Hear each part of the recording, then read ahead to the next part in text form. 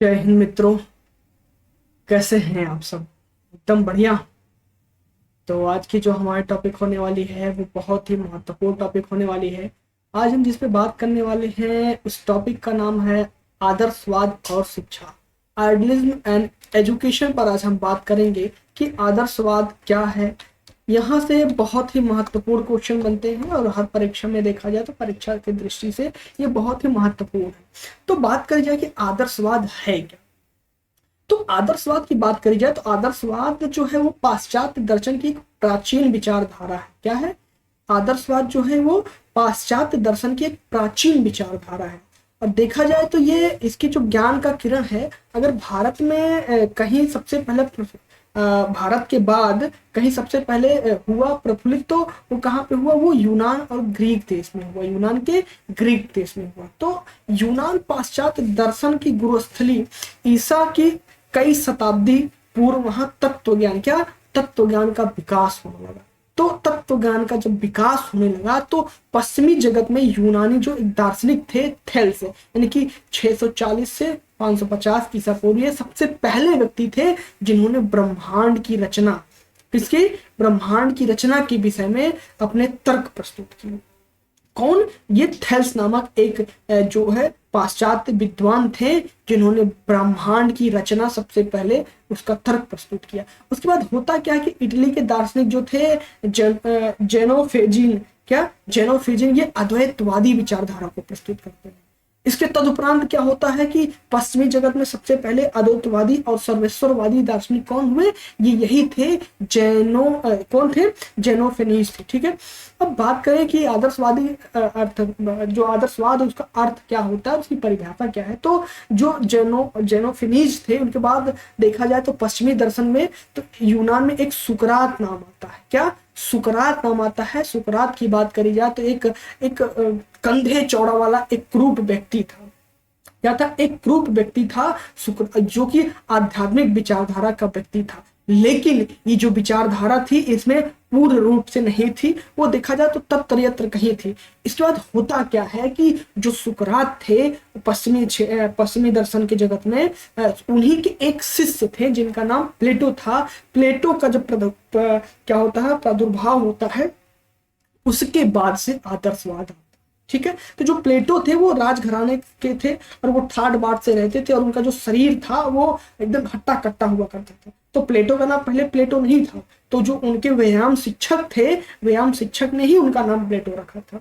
तो अब होता क्या है कि ये भी दार्शनिक चिंतन में, जो सुकरात थे दार्शनिक चिंतन अध्यात्मवादी दर्शन से प्रभावित थे।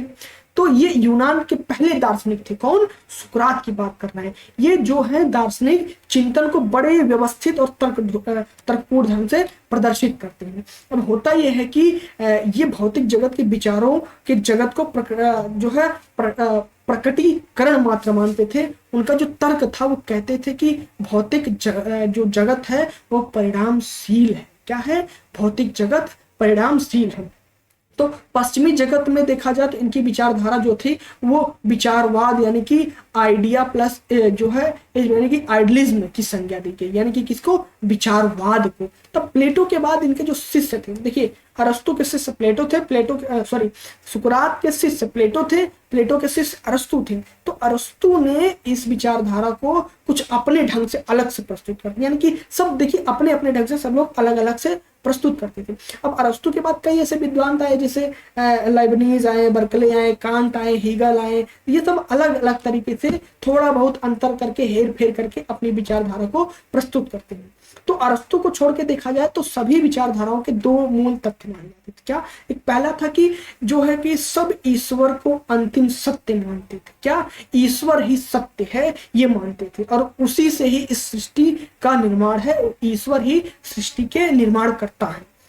दूसरा क्या था कि सभी मनुष्य का जीवन अंतिम उद्देश्य आत्मा और परमात्मा के रूप को पहचानना था, यानी कि जो आत्मा है और परमात्मा है उनके स्वरूप को पहचानना है। और इसी विचारधारा को आइडियलिज्म कहा गया। क्या? जो ये दो अरस्तु को छोड़ के जो दो मूल अध्ययन थे, जो दो मूल तथ्य थे, क्या कि सब ईश्वर को अंतिम सत्य मानते हैं और सभी मनुष्य का जीवन का अंतिम उद्देश्य यही है कि आत्मा और परमात्मा का जो स्वरूप है उसे पहचानना। और इसी विचारधारा को हम आदर्शवाद, सकते हैं। तो किसी भी दार्शनिक का अगर चिंतन धारा का स्वरूप को हम समझें तो उसके तीन क्या है, तत्व मीमांसा, ज्ञान मीमांसा और मूल्य एवं आचरण मीमांसा। क्या, मूल्य एवं आचरण मीमांसा यानी कि आचार मीमांसा। चलिए आइए एक एक को हम समझते हैं कि आदर्शवाद की जो तत्व मीमांसा है, आदर्शवाद की तत्व मीमांसा, तो प्लेटो जो है, प्लेटो क्या है, प्लेटो तो एक तो सुकरात के शिष्य हैं और इनके जो शिष्य हैं वो अरस्तु हैं। तो प्लेटो अगर देखा जाए आदर्शवाद उभर कर आता है सबसे ज्यादा किसके विचारों से प्रभावित है, तो वो प्लेटो के विचारों से। तो प्लेटो ने ब्रह्मांड को दो भागों में बात करते, कहते क्या, विचार जगत और वस्तु जगत। तो ये कहते कि विचारों की अनादि अनंत ही अपरिवर्तनशील है। ये कहते कि ये मानते हैं कि जो विचारों का अनादि है, अनंत और परिवर्तनशील है। उनकी दृष्टि से देखा जाए तो जो विचारों में एक दैवीय और नैतिकता व्यवस्था थी, जिसकी सहायता से वो कहते हैं कि ईश्वर इस जगत का निर्माण करता है। देखिए बात वहीं से आई कि इस जो सृष्टि का निर्माण हुआ है वो ईश्वर से हुआ है। लगभग सभी विद्वानों का मत यही है कि इस सृष्टि, जो ईश्वर का निर्माण, सृष्टि का निर्माण है वो, ठीक है, देवी यानी कि दैव तुल्य मानते थे। ठीक है, अब इनकी विचारों की नैतिक व्यवस्था में विश्वास रखने के कारण ही इसे नैतिक आदर्शवाद की संज्ञा दी जाती है। किसके, तत्व मीमांसा यानी कि नैतिक आदर्शवाद। अब आत्मा को प्लेटो ईश्वर का अंश मानते, कहते ये जो आत्मा है वो ईश्वर का अंश है। और इनके अनुसार अगर देखा जाए तो आत्मा इस संसार में आने वाले पहले विचारों में के संसार में रखते हैं। तो इसीलिए यहाँ आने के बाद वो विचारों और संसार को ही जानने को इच्छा रखते थे। तो अच्छा, बर्कले है, बर्कले भी एक बर्कले कहते हैं कि वस्तु की प्रतीति हमें आत्मा के कारण होती है और वस्तु अपने में कोई अस्तित्व नहीं है। इसी विचारधारा को आत्मनिष्ठ विचारधारा यानी कि सब्जेक्टिव आइडियलिज्म कहा। ठीक है, कांट ने आत्मा को यानी कि मन कहते कि ये स्थान पर तर्क बुद्धि यानी क्या, इंटेलिजेंस, जो तर्क बुद्धि है को वस्तु का ज्ञान का आधार मानते हैं। और इनकी जो विचारधारा थी ये बुद्धि यानी कि बुद्धिज्म यानी कि बुद्धिवाद के नाम से प्रसिद्ध है। तो जो पूछता है कि आत्मनिष्ठ आदर्शवाद, तो आत्मनिष्ठ आदर्शवाद के लिए कौन है, जो है आपके बर्कले हैं, और कांट जो है वो बुद्धिवाद के हैं। ठीक है, अब बात करते हैं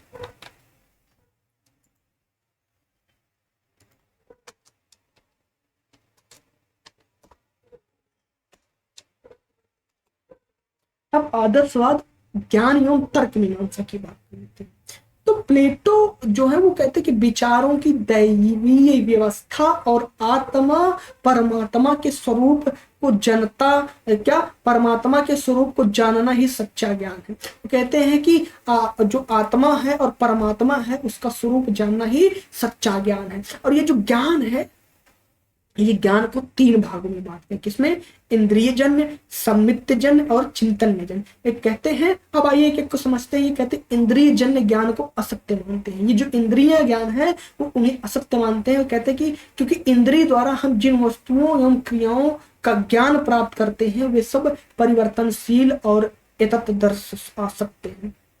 अब सम्मित ज्ञान को कहते हैं कि आंशिक रूप से सत्य मानते हैं, इसे पूर्ण रूप से सत्य नहीं मानते हैं, आंशिक रूप से सत्य मानते हैं, क्योंकि ये भी जो है अनुमान जन्य होता है, अनुमानित होता है। क्या होता है, अनुमानित होता है। और अनुमान सत्य भी हो सकता है और असत्य भी हो सकता है। कैसे, जैसे हम कुछ भी अनुमान लगाते हैं कि ऐसा हो सकता है, तो जाहिर सी बात है कि जो ये क्या है, अनुमान जन्य है, ये अनुमान जन्य है, तो ये सत्य भी हो सकता है और असत्य भी हो सकता है।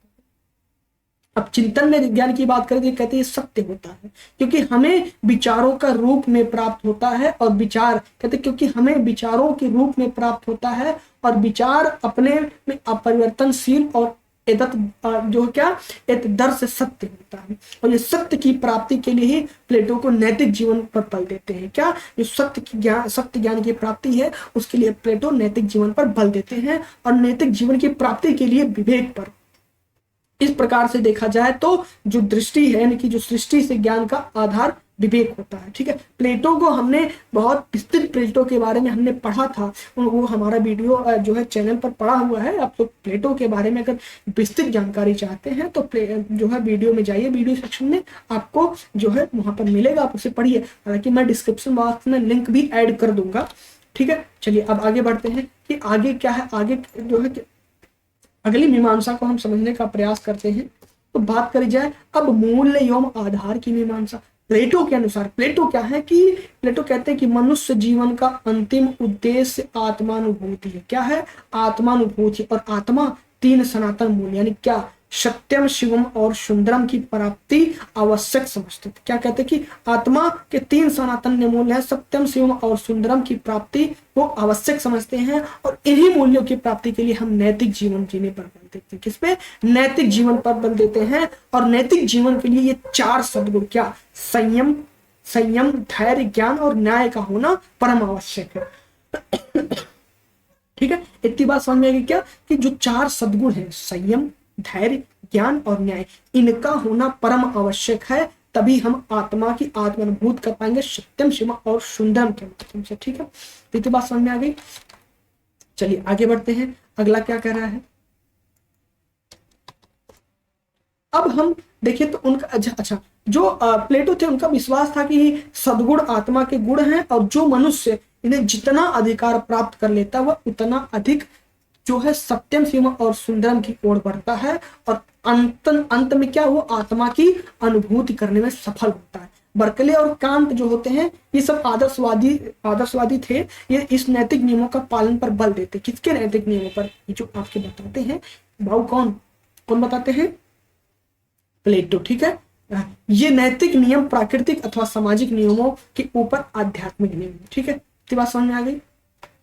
अब हम बात कर लेते हैं आदर्शवाद की परिभाषा, जो मुख्य परिभाषा है। तो आदर्शवाद की परिभाषा में देखा जाए तो जो विभिन्न विद्वान हैं उन्होंने अलग अलग तरीके से अपने अपने माध्यमों से आदर्शवाद की परिभाषा को प्रस्तुत किया है, लेकिन सभी परिभाषा को यहाँ प्रस्तुत करना संभव इसलिए नहीं है क्योंकि बहुत सारे विद्वानों ने प्रस्तुत किया है।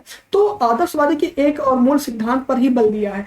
जो आदर्शवादी थे वो किसी न किसी तरीके से देखा जाए तो उनके मूल सिद्धांत पर ही बल देते हैं और उसी को संपूर्ण रूप से वो प्रस्तुत करते हैं। ठीक है, तो पाश्चात्य विद्वान एक हेडरसन है, उनके द्वारा जो दी गई परिभाषा है वो अधिकतर विद्वान उससे सहमत है। वो कहते हैं कि आदर्शवाद मनुष्य के आध्यात्मिक पक्ष पर बल देता है। किस पे? आध्यात्मिक पक्ष पर बल देता है, क्योंकि आदर्शवादियों के अनुसार आध्यात्मिक मूल्य जो है वो मनुष्य के और जीवन के सबसे अधिक महत्वपूर्ण पहलू है। एक तत्वज्ञानी आदर्श यह विश्वास करता है कि मनुष्य जो होता है उसके सीमित मन में उस असीमित मन से निकलना, क्योंकि व्यक्ति और ये संसार दोनों क्या है? बुद्धि और विचार की अभिव्यक्ति है, और भौतिक संसार की व्याख्या मानसिक जो है संसार के आधार पर की जाती है। ये जो कथन है, ये जो परिभाषा है, किसका है? ये हेडरसन का है। ठीक है, अब आदर्शवाद के कुछ मूल सिद्धांत हैं, उस मूल सिद्धांत पर आइए बात करते हैं कि आदर्शवाद का जो मूल सिद्धांत क्या है। ये ब्रह्मांड ईश्वर द्वारा निर्मित है। क्या है कि जो हमारा संसार है, जो हमारा ब्रह्मांड है, ये ईश्वर द्वारा निर्मित है। आदर्शवादी ये विश्वास रखते हैं कि ब्रह्मांड कोई नियामक सत्ता आवश्यक है, और इस सत्ता का अनादि और अनंत है। जो सत्ता है ये अनादि तथा अनंत है, और इसका स्वरूप आध्यात्मिक है। देखिए, आध्यात्मिक पर ही सब बल दे रहे हैं। किस पे? आध्यात्मिक पर ही बल दे रहे हैं। प्लेटो कहते हैं कि जो सृष्टि से यह सत्ता ईश्वर है, जो विचारों की सहायता से सृष्टि की रचना करती है। और हेगल इसी बात को कहते हैं कि ब्रह्मांड के मूल दो तत्व, क्या? एक आत्मा, देखिए आध्यात्मिक आत्मा, और दूसरा प्रकृति। उनके अनुसार जो है परमात्मा पदार्थ से ही इस ब्रह्मांड की रचना हुई है। तो जहां तक देखा जाए तो मूल बात जो आती है वो आध्यात्मिक निकल कर आती है। ठीक है, अब हम बात करते हैं कि अब एक एक पहलू पर बात करें। नैतिक जगत की अपेक्षा आध्यात्मिक जगत श्रेष्ठ है। ये विद्वानों कहते हैं कि नैतिक जगत की अपेक्षा हमारा आध्यात्मिक जगत श्रेष्ठ है। क्यों? प्लेटो कहते हैं कि इस ब्रह्मांड के दो जगत, कौन? विचार जगत और वस्तु जगत। उनका कहना है कि जो विचार वो नित्य और अपरिवर्तनशील है, जो हमारा विचार है वो नित्य और अपरिवर्तनशील है, इसीलिए वे सत्य हैं, और उसमें बिना विचारों के भी जगत भी सत्य है। क्या? उससे बना जो विचार है वो जगत में सत्य है, और इसके विपरीत पदार्थ जो है अनित्य और जो है क्या है? परिवर्तनशील है, इसलिए ये क्या है? असत्य है, और इससे बना जो जगत है वो असत्य है। उनके अनुसार जो ये भौतिक संसार है वो क्या है? विचार जन्य संसार की अभिव्यक्ति मात्र है। अब देखिए, दूसरा कथन आता है कि आत्मा एक आध्यात्मिक तत्व है और परमात्मा श्रेष्ठ आत्मा है। कहते कि आत्मा का संबंध आदर्शवादी एक मत नहीं, जो आत्मा का संबंध है उससे सभी आदर्शवादी एक मत नहीं है। कुछ उसे कहते हैं कि परमात्मा का अंश मानते हैं, जो आत्मा है उसे परमात्मा का अंश मानते हैं। तो कुछ लोग कहते हैं स्वतंत्र सत्ता स्वीकार करते हैं। लेकिन देखा जाए तो सभी मानते हैं कि आत्मा क्या है, अनादि और अनंत है। लगभग जो सभी विद्वान है, सभी आदर्शवादियों कहते हैं आत्मा अनादि और अनंत है। उनका कहना यह है कि आत्मा की जो इंद्रियां हैं, जो आत्मा को इंद्रियों द्वारा नहीं जाना जा सकता। तो कहते हैं कि आत्मा जो है उसे इंद्रियों द्वारा नहीं जाना जा सकता, बल्कि उसे बुद्धि द्वारा समझा जा सकता है। किसके द्वारा? बुद्धि द्वारा समझा जा सकता है। परमात्मा के विषय में भी आदर्शवादी एक मत नहीं। क्या? जो परमात्मा है, देखिए हम आत्मा की बात कर रहे हैं और परमात्मा की बात कर रहे हैं। कहते हैं आत्मा आध्यात्मिक तत्व है और परमात्मा श्रेष्ठ आत्मा है। क्या है? तो जो परमात्मा है वो क्या है? जो परमात्मा है इसमें भी आदर्शवाद एक मत नहीं। वो कहते हैं कि अधिकतर आदर्शवादी जो होते हैं वो कहते हैं कि श्रेष्ठ आत्मा के रूप में ही देखते। जो आदर्शवादी वो परमात्मा को श्रेष्ठ आत्मा के रूप में देखते हैं। उनका कहना यह है कि बुद्धि द्वारा ही हम अपने आत्मा और को समझ सकते हैं। ठीक है। अब दूसरा कहते हैं कि मनुष्य संसार की सर्वश्रेष्ठ रचना है। क्या? जो मनुष्य है वो संसार सृष्टि में सर्वोत्कृष्ट रचना है। आदर्शवादी मनुष्य को सृष्टि की सर्वोत्कृष्ट रचना मानते हैं। वो कहते हैं कि मनुष्य के पास अन्य प्राणियों की भांति भौतिक शक्तियां तो होती हैं, उसके साथ साथ उनके पास आध्यात्मिक शक्ति भी होती है। जैसे भौतिक शक्ति तो आपके पास है ही, लेकिन आपके पास आध्यात्मिक शक्ति ही है। तो कहते हैं कि मनुष्य संसार की सर्वश्रेष्ठ रचना है।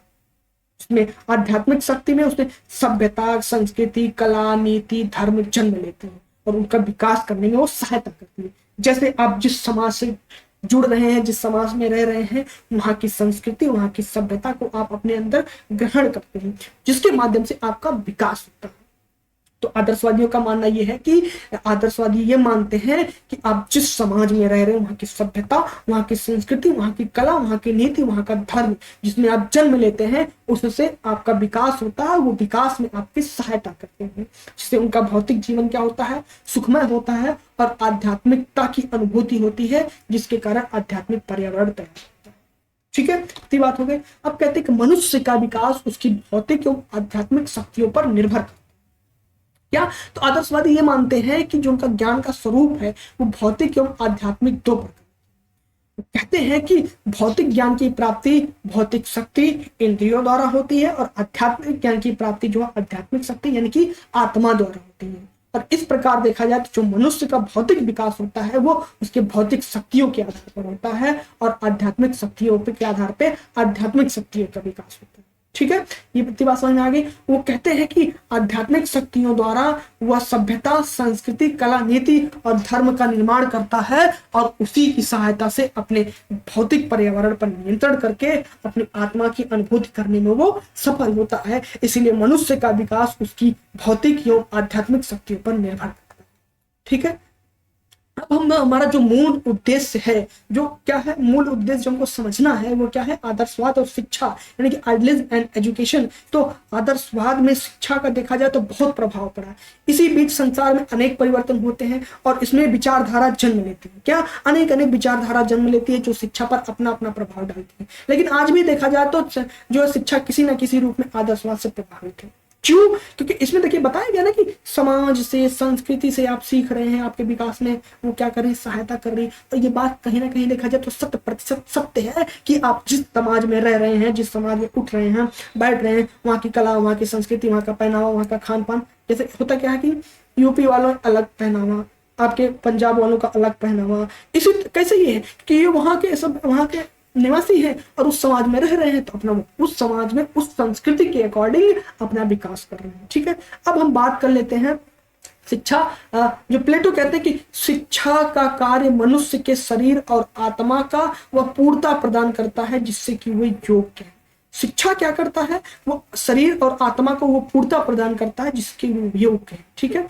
अब चलिए आगे बढ़ते हैं। शिक्षा के जो उद्देश्य हैं, आदर्शवादी शिक्षा के जो उद्देश्य हैं वो कहते हैं कि शारीरिक एवं मानसिक विकास। क्या? शरीर का विकास और मानसिक विकास।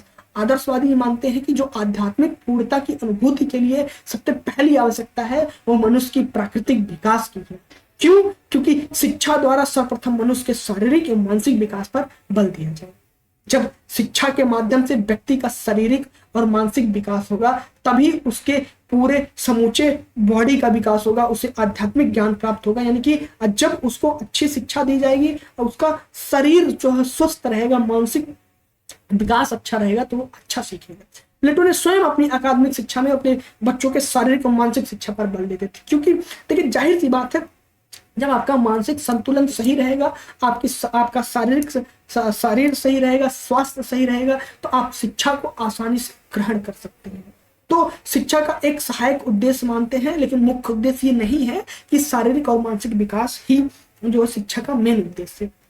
लेकिन कहीं ना कहीं जो शारीरिक और मानसिक विकास है वो शिक्षा के उद्देश्य में महत्वपूर्ण भूमिका निभाती है। अब बात आती है कि सामाजिक एवं सांस्कृतिक विकास की, कि सामाजिक एवं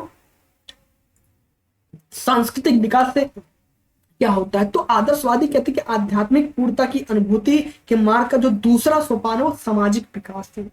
बार बार ये क्यों कहा जाता है कि सामाजिक परिवेश, अब यानी कि सामाजिक विकास का अर्थ ये होता है कि मनुष्य जिस समाज द्वारा, जिस समाज में रह रहा है, वहां की पसंदीदा सामाजिकता, वहां के उसको वो क्या कर रहा है, ग्रहण कर रहा है। जिस समाज में रह रहा है उस समाज को वो ग्रहण कर रहा है। यानी कि सामाजिक एवं सांस्कृतिक विकास, यानी कि वहां की संस्कृति, वहां की सभ्यता, वहां की भाषा वो क्या कर रहा है, ग्रहण कर रहा है। यानी कि समाज में जैसा वहां का प्रचलन है उसको वो ग्रहण कर रहा है। इसीलिए कहा गया कि सामाजिक एवं सांस्कृतिक विकास।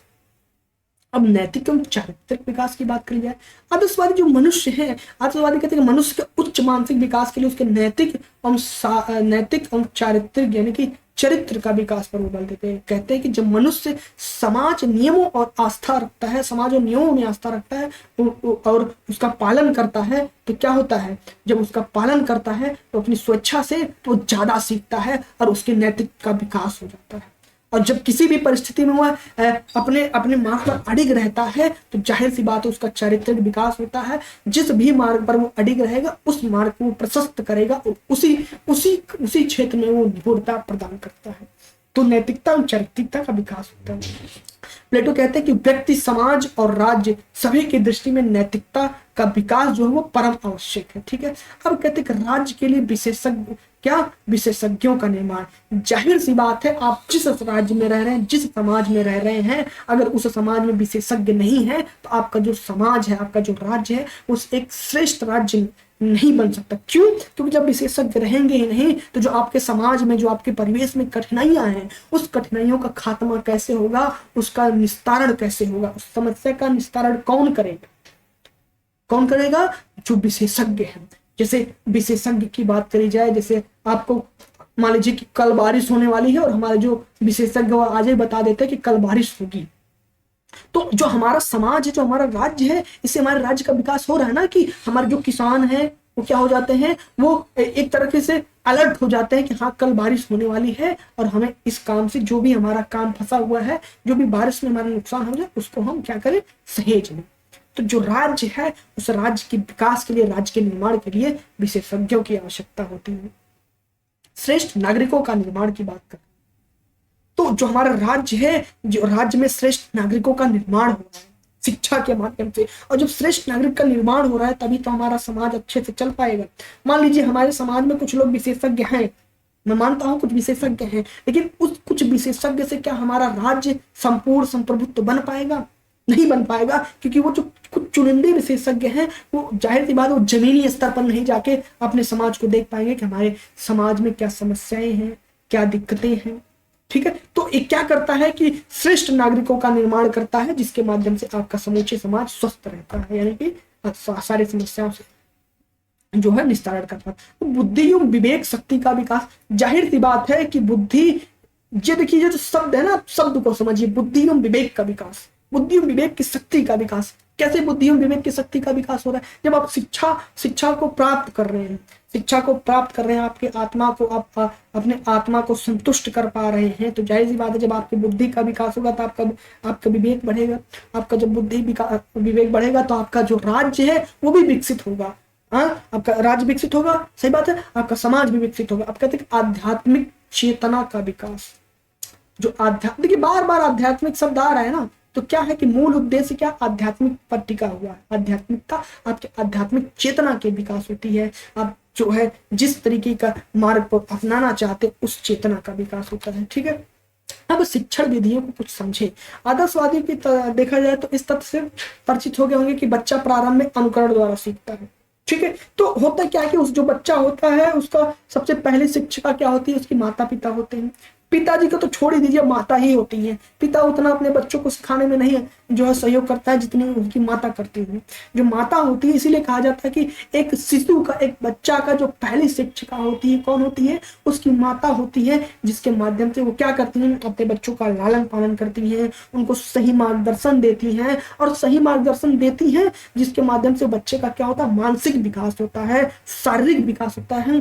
देखिए बच्चों को बचपन में क्या किया, जब छोटे रहते हैं उनका शारीरिक विकास करने के लिए गांव में उनको तेल से मालिश किया जाता है और सरसों को पीस कर मालिश किया जाता है। क्यों? क्योंकि उनके शरीर का विकास करना, और ये काम कौन कर रहा है, पिता तो नहीं करेगा, माता ही करनी है।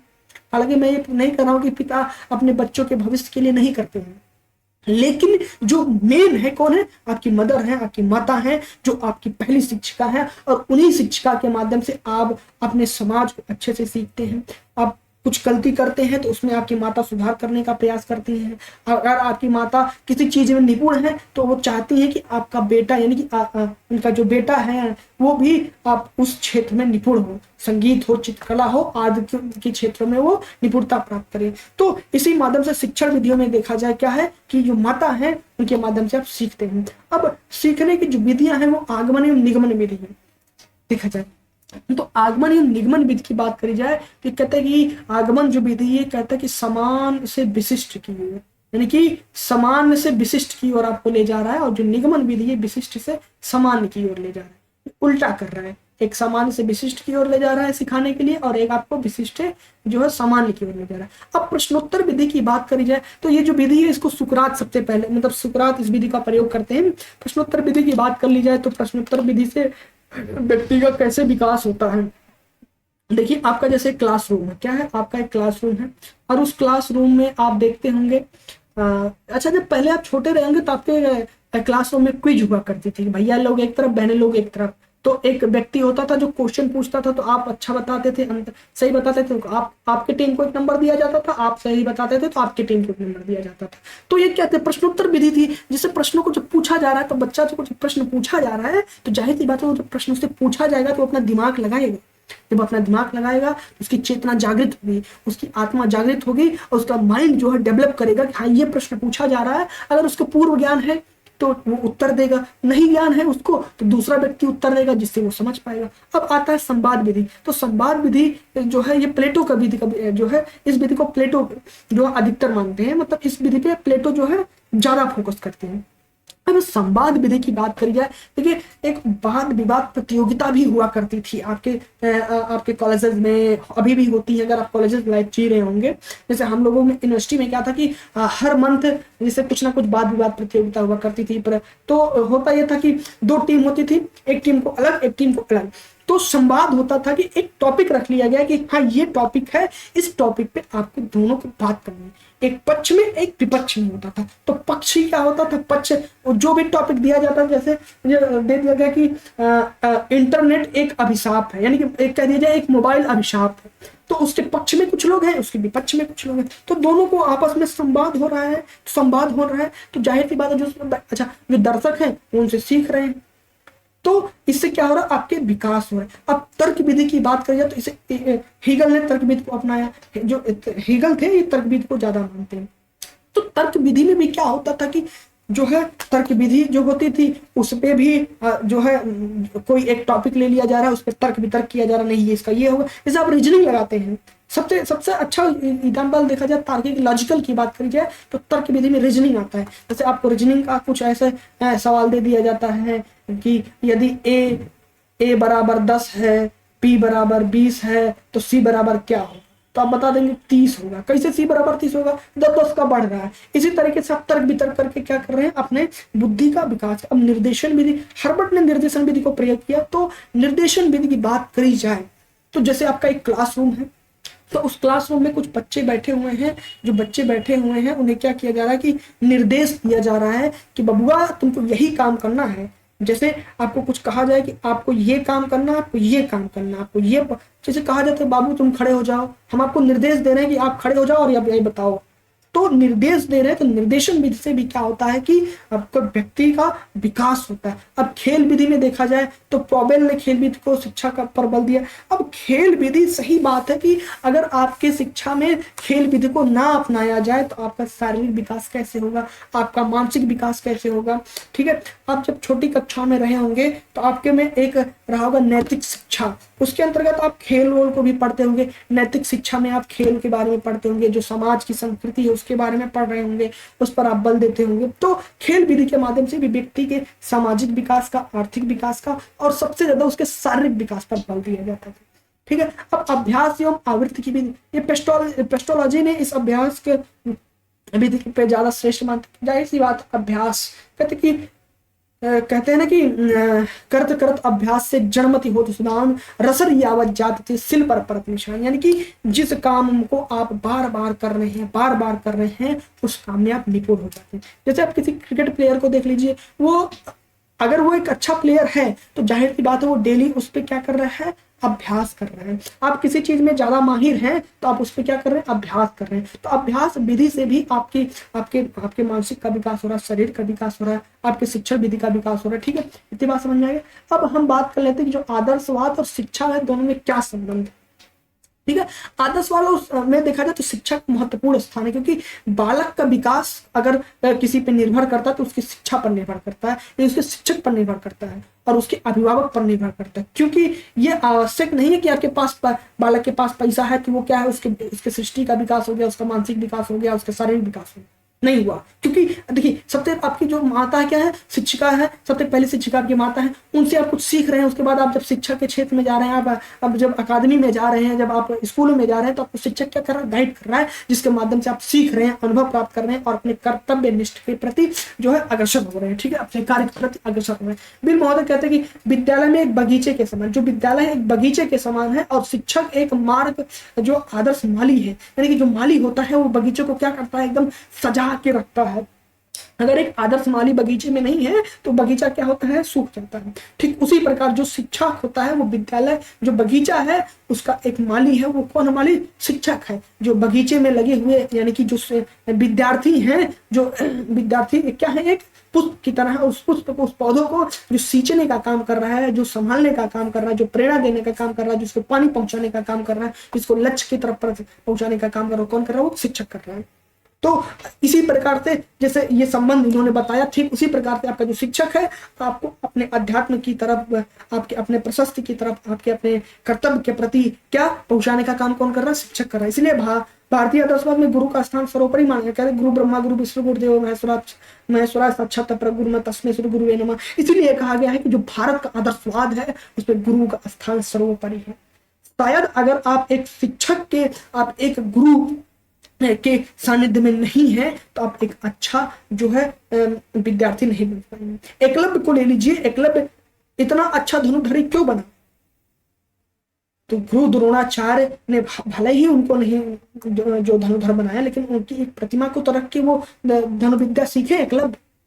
तो देखा जाए तो जो गुरु हैं वो उनका स्थान सर्वोपरि है एक जो है विद्यार्थी के जीवन में। अगर विद्यार्थी के जीवन में शिक्षक ना आए, जैसे मान लीजिए आप कॉलेज में जा रहे हैं पढ़ने और कह दिया जाए कि आपका ये क्लासरूम, आप बैठ के पढ़ लें, अब बबुआ कहाँ पढ़ेंगे, नहीं पढ़ पाएंगे। किताब तो आप घर पे भी पढ़ सकते हैं, तो फिर आप विद्यालय में क्यों जाएंगे। विद्यालय में इसलिए जाते हैं कि वो जो बगीचा है उस बगीचों को सींचने का काम माली करता है, और जब माली जो अपने बगीचे की देखभाल करता है तो उसमें अच्छा सा पुष्प निकलता है। ठीक है, इतनी बात समझ में। अब आदर्शवाद और बालक का क्या संबंध है, तो आदर्शवाद और बालक को देखा जाए एक पौधे के समान है, क्योंकि मनचाहा आकार दिया जा सकता है। शिक्षक जैसा चाहेगा वैसा ही आपको आदर्श बना सकता है। अगर शिक्षा चाहे तो आपको, शिक्षक अगर आपको चाहे तो आपको गर्त में ढकेल सकता है, अगर शिक्षक चाहे तो आपको हाईएस्ट पीक पे पहुंचा सकता है। क्यों, क्योंकि अगर आप किसी शिक्षक के मार्गदर्शन में हैं, शिक्षक कह रहा बबुआ ये तुम काम करो, भले ही वो गलत काम हो, कहेगा नहीं बाबू बहुत अच्छा काम है, ये बहुत अच्छा काम है, तो तुम करते जाओगे और उस क्षेत्र में माहिर हो जाओगे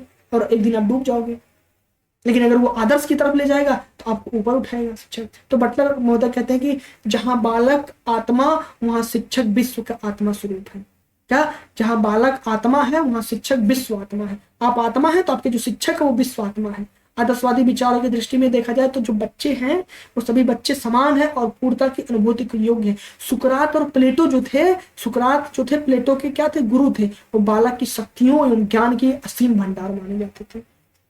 देखिए प्लेटो के जीवन में परिवर्तन इसीलिए आता है कि जब सुकरात थे, सुकरात को वहां की जो एथेंस और स्पार्टा में निरंकुश राजतंत्र का जो बोलबाला था, जब सुकरात को मृत्युदंड दे दिया जाता है तो जो है प्लेटो उसी से क्या होते हैं, वहां से बहुत अचंभित हो जाते हैं और उनके जीवन में परिवर्तन आता है। तो लोग कहते हैं कि जो सुकरात था वो प्लेटो में पुनः जन्म लिया। तो उसके बाद ये क्या करते हैं, आदर्शवादी संरचना का विकास करते हैं, राज्य की संरचना देते हैं, ठीक है, शिक्षा द्वारा संरचना देते हैं। अच्छा, अब आदर्शवाद और विद्यालय क्या का संबंध है। आदर्शवादी और विद्यालय का एक ऐसा स्थान है देखा जाए जहां बालक को संस्कृत और आध्यात्मिक गुण को अर्जित करने का अवसर मिलता है। क्यों अवसर मिलता है, क्योंकि आप देखिए लोग डांस क्लास क्यों जाते हैं, आप घर पे भी डांस सीख सकते हैं।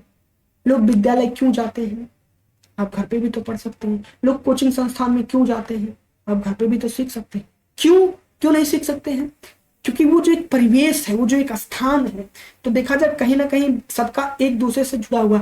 विद्यालय का जो विद्यालय का शिक्षक का और आपका शिक्षार्थी का, सबका एक दूसरे से क्या हुआ है, जुड़ा हुआ है संबंध। अगर ये एक दूसरे ना रहे तो आपके नैतिकता का विकास, आपके मानसिकता का विकास नहीं हो सकता।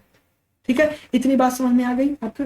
चलिए ठीक है, आगे बढ़ते हैं। आगे क्या कह रहा है, अब आदर्शवाद और अनुशासन। जाहिर सी बात है अनुशासन, देखिए ये जो शब्द है इसको आप आसानी से समझ सकते हैं कि आदर्शवाद अनुशासन पर बल क्यों देता है। तो जब आप अनुशासन में रहेंगे तो आप अनुभूति का जो क्या करेंगे, आत्मा की अनुभूति को प्राप्त कर पाएंगे। और बालक तभी अनुशासित होता है जब वो शिक्षक को स्वयं जो आदर्श युक्त हो, शिक्षक भी स्वयं क्या हो, आदर्श युक्त हो। जब शिक्षक आदर्श युक्त रहेगा तो अपने वो विद्यार्थी को क्या सिखाएगा, अच्छा चीज सिखाएगा। ठीक है, जैसे प्रबल कहते हैं कि बालक की रुचि का ज्ञान प्राप्त करके तथा उसके साथ प्रेम एवं सहानुभूति का व्यवहार करके उस पर नियंत्रण रखा जा सकता है। बालक से आप देखिए होता क्या है, कुछ टीचर बड़े खड़ूस होते हैं। जैसे हमारे एक टीचर हैं, नाम नहीं लूंगा, बड़े खड़ूस हैं। उसी तरीके से आपके भी टीचर बड़े खड़ूस होते होंगे, कोई होंगे, जाहिर सी बात है। तो जब वो खड़ूसता से आपसे पेश आएंगे तो जाहिर सी बात आपका मन उसमें नहीं लगेगा। जब वो आपके साथ प्रेम का व्यवहार करेंगे, प्रेम से व्यवहार करेंगे तो आपका नियंत्रण उस चीज पे लगेगा। और आपको ये चीज डांट के 20 बार बताएगा तो आपके दिमाग में पल्ला ही नहीं पड़ेगा। इसलिए व्यवहार जो होता है ना, व्यवहार और अनुशासन और प्रेम एक दूसरे के एक एक कड़ी है। अगर आपके पास व्यवहार नहीं है तो आपके पास प्रेम नहीं मिल पाएगा। ठीक है, हारने के अनुसार शासन का प्रारंभ बाह्य रूप होता है, लेकिन ये क्या होता है, समुचित होगा यदि इनका अंत आदत द्वारा आंतरिक रूप में हो। तो देखा जाए तो जो शासन है, अगर शासन का मतलब यहाँ ये है अनुशासन से, अनुशासन के मतलब आपके सभ्यता से, आपकी सभ्यता से, आपकी संस्कृति से, आपके आचरण से, आपके स्वभाव से। ठीक है, अब हम आदर्शवाद के गुण को समझ लेते हैं कि आदर्शवाद के क्या गुण है। तो आदर्शवादियों द्वारा देखा जाए तो शिक्षा के उद्देश्य में व्यापक स्वरूप को प्रदान करते। तो कहते हैं कि आदर्शवाद का जो शिक्षा का उद्देश्य क्या, सत्य शिव और सुंदरम की प्राप्ति है। सत्यम शिवम सुंदरम। ठीक है, आदर्शवाद की जो शिक्षा वो गरिमामयी स्थान प्राप्त करता है और इसमें बालक और समाज का हित होता है। क्या होता है, बालक और समाज का हित होता है। बालक सही मार्ग का चयन कर पाता है और अपने अपने अपने आप का विकास कर पाता है और अपने दायित्व का निर्वहन कर पाता है।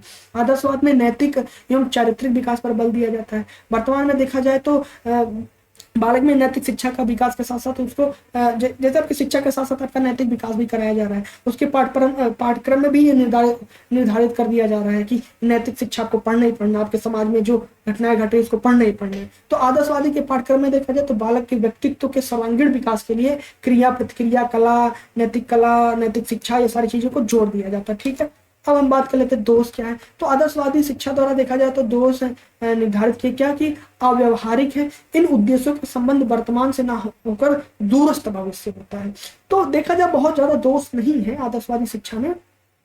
तो आदर्शवाद जो दर्शन पर अत्यधिक बल देते हैं, हाँ ये एक चीज है कि वो दर्शन पर अत्यधिक बल देते हैं, वो आध्यात्मिक मूल्यों की प्राप्ति को ही जीवन का अंतिम उद्देश्य मानती है। ये बात सही है। ये आदर्शवादी ये कहते हैं कि वो जो जिस पर बल देते हैं, अधिक बल देते, दर्शन पर अधिक बल देते हैं और आध्यात्म द्वारा ही इनके मूल्यों पर बल देते हैं। ठीक है, आदर्शवादी शिक्षा में देखा जाए तो प्रयोगात्मक शिक्षण विधियों पर ही अधिक बल देते हैं, जो कि वर्तमान युग में आवश्यक है। ठीक है, आदर्शवाद के में आत्मानुभूति की बात करेंगे, बार बार वही शब्द आ रहा है, आत्मानुभूति आत्मानुभूति, ठीक है, इतनी बात समझ में आ गई, ठीक है। तो ये क्या है, उसके दोष है, ठीक है। आधुनिक युग में देखा जाए तो शिक्षा जो है बालक केंद्रित है, जबकि आदर्शवाद में बालक का स्थान गौड़ और शिक्षक का स्थान सर्वोपरि माना गया है, ठीक है।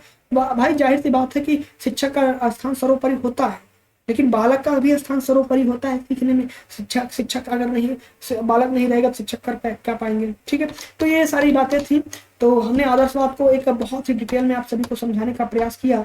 तो हम आपसे उम्मीद करते हैं कि आप सभी को ये हमारा सेशन पसंद आया होगा।